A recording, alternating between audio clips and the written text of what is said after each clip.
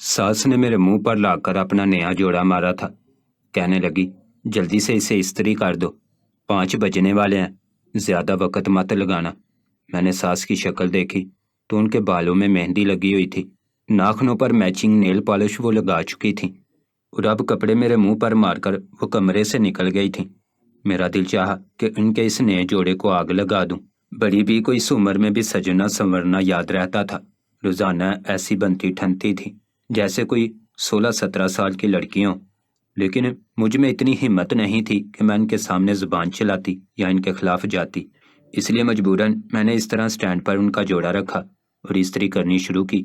जामनी गहरे रंग का यह जोड़ा देखकर ऐसा लग रहा था जैसे नई नवेली दुल्हन का हो।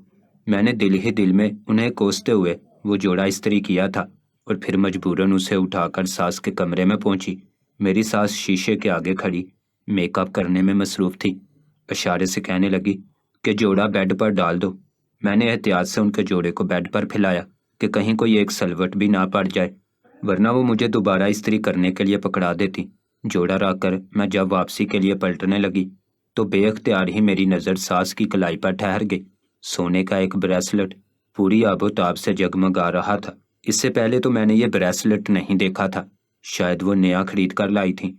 उनके पास पैसे की कौन सी कमी थी। मेरे शोहर का पैसा वो पानी की तरह बहाती थी। मैं दिल ही दिल में जलती करती वापस अपने कमरे में आ गई थी। मोबाइल फ़ोन साइड टेबल पर पड़ा था। मैंने उसे उठाया और अपने शोहर का नंबर मिलाने लगी, लेकिन हस्बे मामूल शोहर का फ़ोन बंद था। वो सिर्फ उसी वक्त फ़ोन खोलते थे जब उन्हें खुद से कॉल करनी होती। अगर उन्हें बात ना करनी हो तो वो एक एक हफ्ता अपना मोबाइल ऑन नहीं करते थे। मेरे और उनके बीच इतनी दूरियां थीं कि कभी कभी तो मुझे लगता था कि हमारे दरमियान अब कोई रिश्ता ही नहीं। मैंने थक कर बेड से सर टिका लिया। जिंदगी एक बोझ लगने लगी थी। अदरीस को गए 6 महीने हो गए थे और इन 6 महीनों में मैं अपने आप को भूल गई थी। आईना देखने को भी दिल नहीं चाहता था। अदरीस के बगैर जिंदगी बिल्कुल अधूरी थी।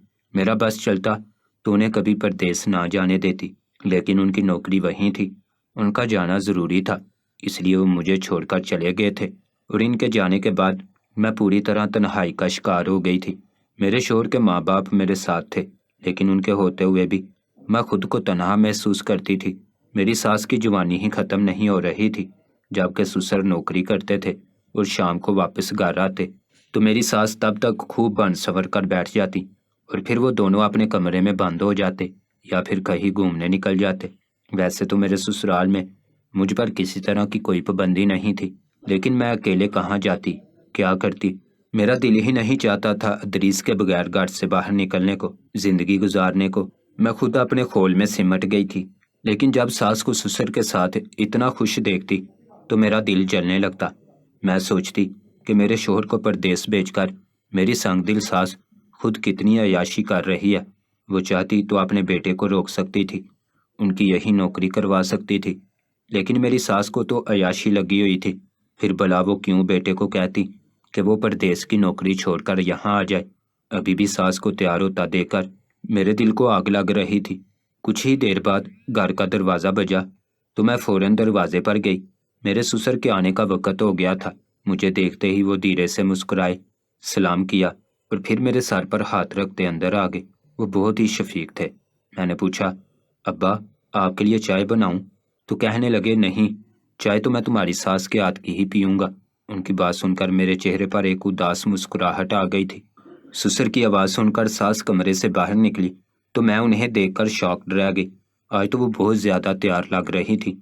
ऐसा लगता था जैसे कोई खास बात हो। सास ने मुस्कुराकर ससुर को सलाम किया तो ससुर के चेहरे पर भी मुस्कुराहट आ गई।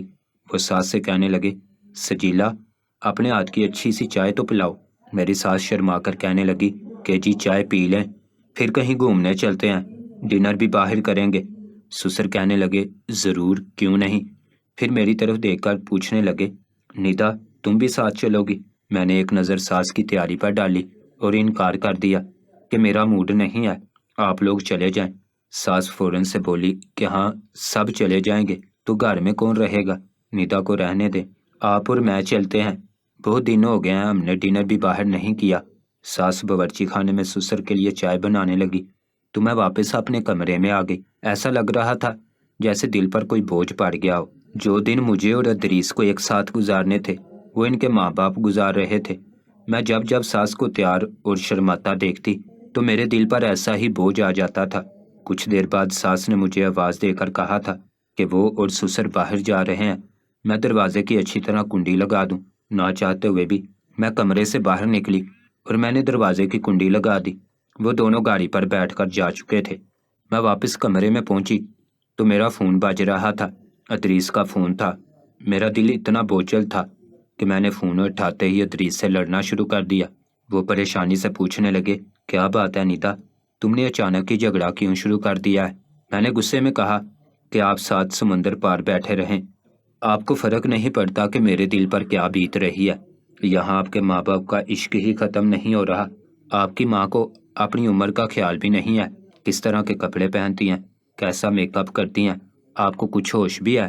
لیکن آپ کو کیا پتا، یہاں محلے والے ہم پر ہنستے ہیں، پاس پڑوس والے مذاق اڑاتے ہیں کہ بڑی بی کا دماغ خراب ہو گیا ہے۔ اوپر سے انہیں دیکھ کر میری جان الگ جلتی ہے۔ جس طرح مجھے تیار ہونا چاہیے اس طرح میری ساس تیار ہوتی ہیں۔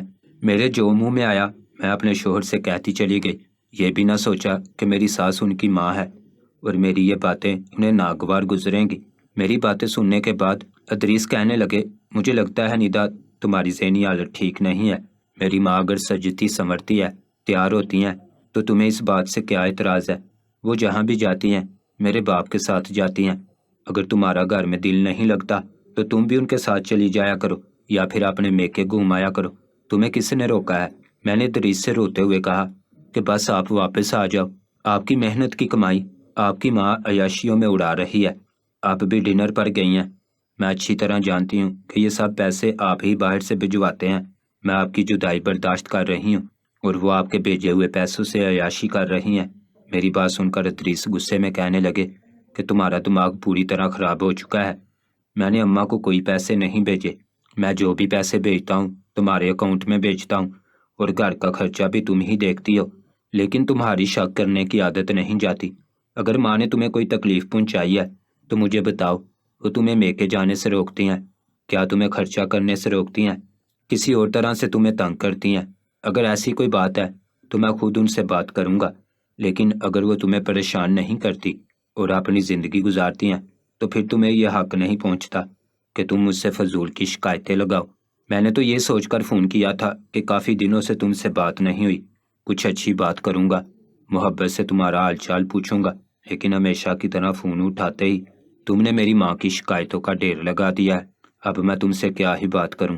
یہ کہہ کر ادریس نے فون بند کر دیا تھا۔ وہ شدید غصے میں تھے اور اس بات کا احساس مجھے ان کا فون رکھنے کے بعد ہوا تھا۔ میں نے دوبارہ ان کا فون ملایا لیکن اب نمبر بند آ رہا تھا۔ مجھے اپنی عقل پر افسوس ہونے لگا۔ میں سر پکڑ کر رونے لگی۔ میں نے اپنے ہاتھوں سے خود اپنے گھر کو آگ لگائی تھی۔ سات سمندر پار بیٹھے اپنے شوہر کو ناراض کیا تھا۔ مجھے خود بخود اپنی ساس سے اور بھی نفرت محسوس ہوئی۔ یہ سب کچھ انہی کی وجہ سے تو ہو رہا تھا۔ میری نظروں میں وہی گناہ گار تھیں۔ کبھی کبھی تو مجھے لگتا تھا کہ وہ یہ سب کچھ جان بوجھ کر کرتی ہیں۔ میں نے ادریس سے محبت کی شادی کی تھی، شاید وہ اسی وجہ سے مجھے سزا دے رہی تھی۔ میں اور ادریس ایک ہی ساتھ ہائی اسکول تک پڑھے تھے۔ ہم دونوں میں بہت زیادہ دوستی تھی، پھر دوستی محبت میں تبدیل ہوئی اور ادریس نے اپنی ماں سے کہہ کر مجھ سے منگنی کر لی۔ مجھے لگتا تھا کہ ان کی ماں مجھے پسند نہیں کرتی، بس بیٹے کی خاطر اس نے مجھے بہو بنا لیا ہے۔ پھر میں رخصت ہو کر ادریس کے گھر پہنچی تو ادریس کی محبتوں نے میرا استقبال کیا۔ میری زندگی بہت خوبصورت ہو گئی، لیکن پیٹ صرف محبت سے نہیں بھرتا۔ میری بہت سی فرمائشیں اور خواہشیں تھیں۔ میں چاہتی تھی کہ میرے منہ سے نکلی ہر بات ادریس فوراً پورا کر دے، لیکن ان کی نوکری میں یہ سب کچھ ممکن نہیں تھا، اس لیے وہ مجھے چھوڑ کر پردیس چلے گئے۔ میں نہیں چاہتی تھی کہ وہ پردیس جائیں، لیکن ادریس کو لگتا تھا کہ ہمارے مستقبل کے لیے یہ ضروری ہے۔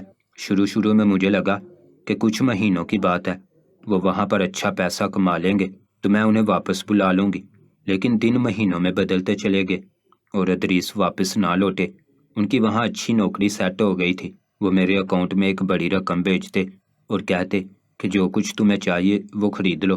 شروع میں تو میں نے اپنی پسند کی ڈھیروں چیزیں خریدی، کپڑے، میک اپ، جیولری، لیکن دھیرے دھیرے مجھے یہ سب کچھ بے معنی لگنے لگا، کیونکہ یہ سب کچھ میں جس کے لیے یوز کرنا چاہتی تھی وہی میرے پاس نہیں تھا۔ دوسری طرف میری ساس تھی جو ایک سے بڑھ کر ایک جوڑا پہنتی، تیار ہوتی اور سسر کا ہاتھ پکڑ کر گھر سے باہر نکل جاتی۔ ان کو دیکھ کر مجھے اپنی بے رنگ زندگی پر افسوس ہوتا تھا، اپنے آپ پر غصہ آتا تھا۔ میں چاہتی تھی کہ اب ادریس کو واپس بلا لوں، لیکن اب وہ وہاں پوری طرح سیٹ ہو گئے تھے اور ان کا واپسی کا فی الحال کوئی ارادہ نہیں تھا۔ ان کا کہنا تھا کہ بار بار اتنی اچھی نوکری نہیں ملتی، اور یوں دھیرے دھیرے ہم دونوں کے درمیان دوریاں بڑھتی چلی گئیں۔ اب بھی فون بند کر کے مجھے احساس ہوا تھا کہ ہمارا رشتہ پوری طرح بے جان ہو گیا ہے۔ میں تنہائی کی آگ میں بری طرح جل رہی تھی۔ میرے ساس سسر رات کو 10 بجے کے بعد گھر واپس لوٹے تھے۔ اتنے تھکے ہوئے تھے کہ آتے ہی اپنے کمرے میں چلے گئے تھے، اور ان کے کمرے کا بند دروازہ بھی مجھے غصہ دلا رہا تھا۔ اگلی صبح میں نے ساس سے کہا کہ مجھے نوکر چاہیے، میں اکیلے کام نہیں کر سکتی۔ پہلے تو میری ساس نے حیرت سے مجھے دیکھا، کیونکہ گھر میں اتنے لوگ ہی نہیں تھے۔ ساس خود بھی میرے ساتھ کام کرتی تھی، اس لیے وہ کہنے لگی کہ نوکر کی کیا ضرورت ہے، اگر کام میں کوئی مسئلہ ہے تو میں کر لوں گی۔ لیکن میں اپنی بات پر اٹک گئی۔ مجھے بس جھگڑے کا موقع چاہیے تھا تاکہ میں ادریس کو بتا سکتی کہ ان کی ماں ظالم ہے۔ میں نے کہا کہ نہیں، مجھے نوکر ہی چاہیے۔ کل کو آپ اپنے بیٹے سے کہیں گی کہ میں نے آپ کے ساتھ زیادتی کی ہے۔ میری اس بات پر وہ چونک کر میری طرف دیکھنے لگی۔ میرے سسر بھی موجود تھے، کہنے لگے ٹھیک ہے بہو، میں نوکر کا انتظام کر دیتا ہوں، تم فکر نہ کرو۔ ہمیشہ کی طرح میرے سسر نے پھر جھگڑے کا موقع ختم کر دیا تھا۔ اکثر ایسا ہی ہوتا تھا، بڑی مشکل سے میں کبھی کوئی موقع تلاش کرتی تو میرے ساس سسر دونوں میں سے کوئی ایک کسی نہ کسی طرح بات ختم کر ہی دیتا۔ ابھی مجھے لگا تھا کہ یہ بات طول پکڑے گی، میری ساس اتنی آسانی سے نہیں مانے گی، لیکن اسی شام کو میرے سسر ایک 14 سالہ لڑکے کو لے کر ہمارے گھر آ گئے۔ کہنے لگے اس کا نام شام ہے اور یہ آج سے ہمارے ساتھ ہی رہے گا۔ کہنے کو وہ 14 سال کا تھا، لیکن اچھا خاصا لمبا چوڑا اور خوبصورت لڑکا تھا۔ میں حیرت سے اس سے دیکھنے لگی کہ یہ میرے سسر کو اتنی جلدی کہاں سے مل گیا۔ سسر کہنے لگے چھوٹا کمرہ کھول دو، اس کی صفائی خود کرے گا اور اب یہیں رہے گا۔ یہ سن کر میں خوش ہو گئی کہ تھوڑے بہت کام سے میری جان چھوٹی تھی اور اپنا غصہ نکالنے کے لیے بھی مجھے کوئی موقع مل گیا تھا۔ میں نے کمرہ کھول کر اسے دیا اور سختی سے کہا کہ اچھی طرح صفائی کرو اور صبح جلدی اٹھ جانا، اب سارا کام تمہیں ہی کرنا ہے۔ اس نے کچھ بھی نہ کہا اور خاموشی سے صفائی کرنے لگا۔ ساس سسر ہمیشہ کی طرح اپنے کمرے میں تھے۔ میں اپنے کمرے میں آ کر اپنی بہن کو فون لگا چکی تھی۔ میں نے اسے نئے نوکر کا بتایا تو وہ بھی حیران ہوئی کہ مجھے نوکر کی کیا ضرورت تھی۔ پھر کہنے لگی اب نوکر مل گیا ہے نا، تو اب سکون سے اس کے ساتھ گزارا کرو، زبردستی جھگڑے کرنے کی کوشش نہ کرو۔ تمہارا شوہر پردیس میں ہے، تمہارے یہاں کیے ہوئے جھگڑوں سے وہ پریشان ہوگا۔ میں نے اسے کہا کہ اگر تم میری ساس کی لال چونچ دیکھو نا تو تمہیں بھی غصہ آئے، ہر وقت سرخ رنگ کی لپسٹک لگا کر رکھتی ہیں۔ میری بہن کہنے لگی تم بھی لگا لیا کرو، تمہیں کس نے روکا ہے؟ یہ سن کر مجھے غصہ آیا اور میں نے فون ہی بند کر دیا، بجائے اس کے کہ وہ میری باتوں میں میرا ساتھ دیتی، الٹا مجھے سمجھانے کی کوشش کر رہی تھی۔ اگلی صبح میں نے اس نوکر کو تنگ کرنا شروع کر دیا۔ میں سارا دن اس کے آگے پیچھے گھومتی، اس سے ڈانٹتی رہی۔ ساس نے یہ سب کچھ دیکھا لیکن کچھ کہا نہیں۔ میں چاہتی تھی کہ وہ کچھ بولے اور پھر کسی طرح جھگڑا شروع ہو۔ اب مجھے ادریس کے آگے یہ ثابت کرنا تھا کہ میری ساس بری ہے، ظالم ہے، لیکن میری ساس نے ایک لفظ بھی نہ کہا، بلکہ وہ خاموشی سے اپنے کمرے میں چلی گئیں۔ یہ دیکھ کر میرا اور خون جل گیا۔ میں خاموشی سے چارپائی پر بیٹھی تو وہ 14 سالہ ملازم شام میرے پاس آ گیا۔ کہنے لگا سارا کام ہو گیا ہے بی بی جی، کچھ اور کرنا ہے؟ میں نے غصے میں کہا اپنی شکل لے کر تم بھی کمرے میں دفع ہو جاؤ۔ یہ سن کر وہ میرے قدموں میں بیٹھ گیا۔ کہنے لگا بی بی جی کوئی پریشانی ہے کیا، میں کچھ مدد کر دوں؟ اس کی بات سن کر میری آنکھوں میں آنسو آ گئے۔ میں غصے سے بولی کہ مجھے آگ لگا دو، میں مر جانا چاہتی ہوں، اکیلے رہنے سے تو اچھا ہے کہ میں چھت سے کود کر اپنی جان دے دوں۔ میری بات سن کر وہ فرش سے اٹھ کر میرے برابر میں بیٹھ گیا۔ کہنے لگا کہ میں ہوں نا آپ کے ساتھ، آپ کیوں پریشان ہوتی ہیں؟ اس کی بات سن کر میں نے حیرت سے اسے دیکھا۔ آج اس کی نوکری کا پہلا ہی دن تھا اور وہ مجھ سے بے تکلف ہو گیا تھا۔ کہنے لگا باجی میں جانتا ہوں آپ کے شوہر پردیس میں رہتے ہیں اور آپ بہت اکیلی ہو گئی ہیں، یہی وجہ ہے کہ شاید آپ کو غصہ بھی بہت آتا ہے، لیکن آپ خود کو اکیلا کیوں محسوس کرتی ہیں؟ مجھ سے دوستی کر لیں۔ وہ گہری نگاہوں سے مجھے دیکھتے ہوئے بات کر رہا تھا اور میں اس کی بات پر حیران ہو رہی تھی۔ وہ اتنی جلدی نہ صرف اتنا بے تکلف ہو گیا تھا بلکہ میرے ذاتی معاملے میں کھل کر بول رہا تھا۔ میں نے غصے میں کہا، اپنی حد میں رہو، نوکر ہو نوکر کی طرح رہو۔ وہ کہنے لگا، آپ نوکر کیوں سمجھ رہی ہیں؟ اگر آپ نہ سمجھیں گی تو میں آپ کے بہت کام آؤں گا۔ اس کی بات پر میں چونک اٹھی، واقعی وہ میرے بہت کام آ سکتا تھا۔ میں نے آہستگی سے اس سے کہا کہ رات کو میرے کمرے میں آنا، مجھے تم سے ضروری کام ہے۔ یہ سن کر اس نے فوراً سے سر ہلا دیا، جیسے میری بات سمجھ گیا ہو۔ پھر میں سارا وقت اپنے کمرے میں بند رہی۔ ساس سسر رات کو حسب معمول واک کرنے کے لیے چلے گئے تھے۔ اس دوران میں نے اسے اپنے کمرے میں بلا لیا۔ وہ میرے پاس آیا تو میں نے اسے کہا کہ میں اپنی ساس سے جان چھڑانا چاہتی ہوں اور روزانہ رات کو سونے سے پہلے دودھ پیتی ہیں۔ کیا تم ان کے دودھ میں نیند کی دوا ملا سکتے ہو؟ میں چاہتی ہوں کہ وہ سارا وقت سوتی رہیں۔ میں نے اپنے ساس سسر کی محبت سے جل کر یہ فیصلہ کیا تھا کہ میں ساس کو نیند کی دوائیں دوں گی، انہیں سجنے سنورنے کا موقع ہی نہیں ملے گا۔ میں نے نیند کی گولیوں کی شیشی اس کی طرف بڑھائی جو میں اپنے لیے خرید کر لائی تھی، اور اس سے کہا کہ بس روزانہ ایک ایک گولی دودھ کے گلاس میں ملاتے رہنا، دودھ گرم کر کے ساس سسر کے کمرے میں پہنچانا۔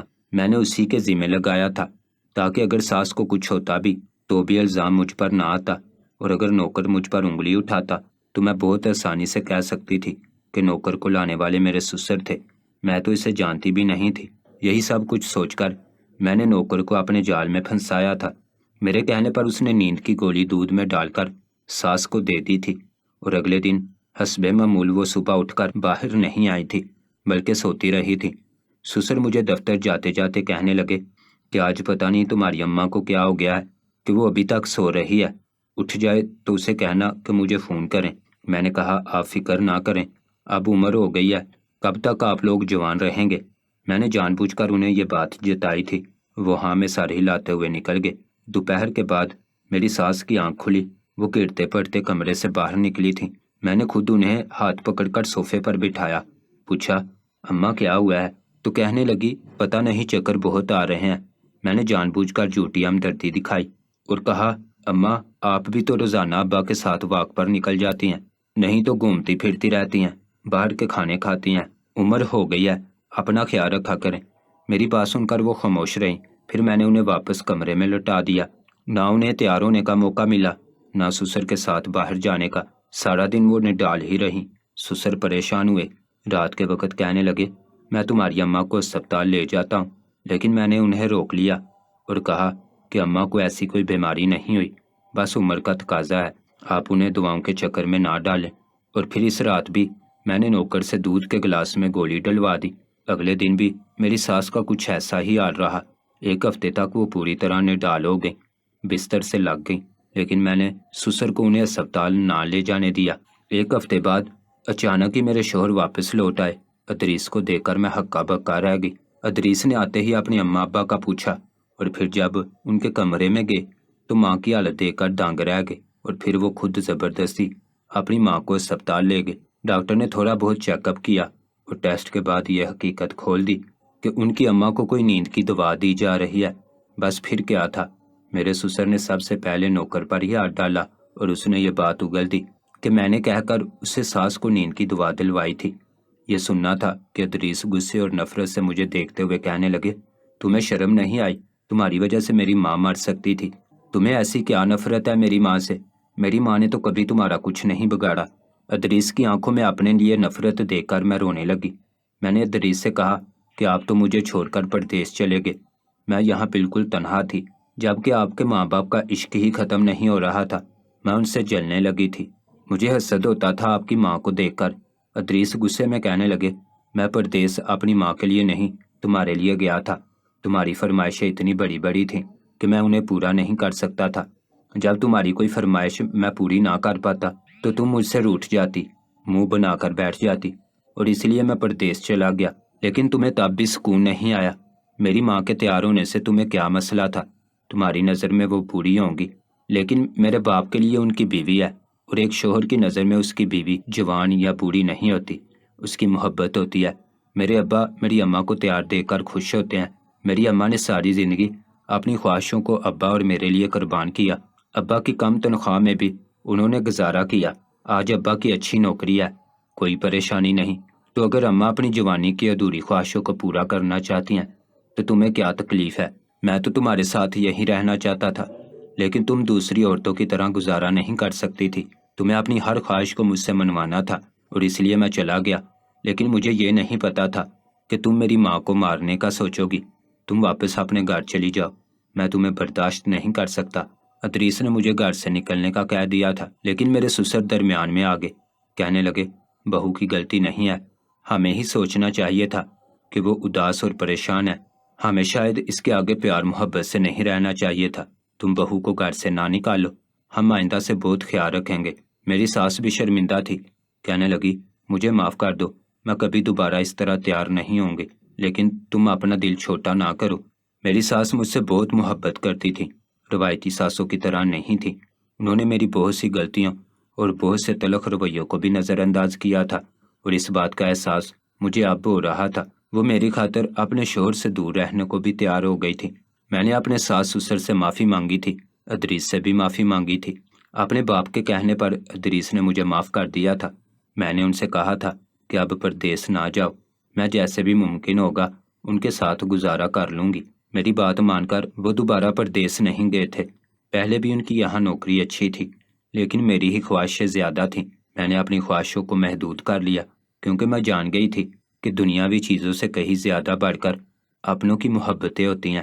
میرے ساس سسر نے تو مجھے عزت اور مان دیا تھا، میں نے ہی ان کا مان توڑا تھا۔ میرے سسر میرے لیے ہی نوکر لے کر آئے تھے، لیکن میں نے اس سے الٹا ان کے خلاف استعمال کر لیا۔ وہ بھی چند پیسوں کی خاطر میری بات مان گیا، لیکن اب میری آنکھیں کھل گئی تھیں۔ میری ساس نے ساری جوانی اولاد کی خاطر قربان کر دی تھی۔ اب بڑھاپے میں ان کا اتنا حق تھا کہ وہ سجتی سنورتی اور اپنی خواہشیں پوری کرتی۔ نہ جانے کیوں ہم بوڑھے لوگوں کو اچھا سا تیار دیکھ کر ان پر ہنستے ہیں، انہیں نہ جانے کیا کچھ کہتے ہیں۔ ہم یہ کیوں نہیں سوچتے کہ ان عورتوں نے اپنی جوانی میں کتنی قربانیاں دی ہوں گی؟ اب اگر بڑھاپے میں یا اپنی کچھ خواہشات پوری کرنا چاہتی ہیں تو پھر ہمیں اس بات پر اعتراض کیوں ہوتا ہے؟ کیا بوڑھے لوگوں کو جینے کا حق نہیں ہے؟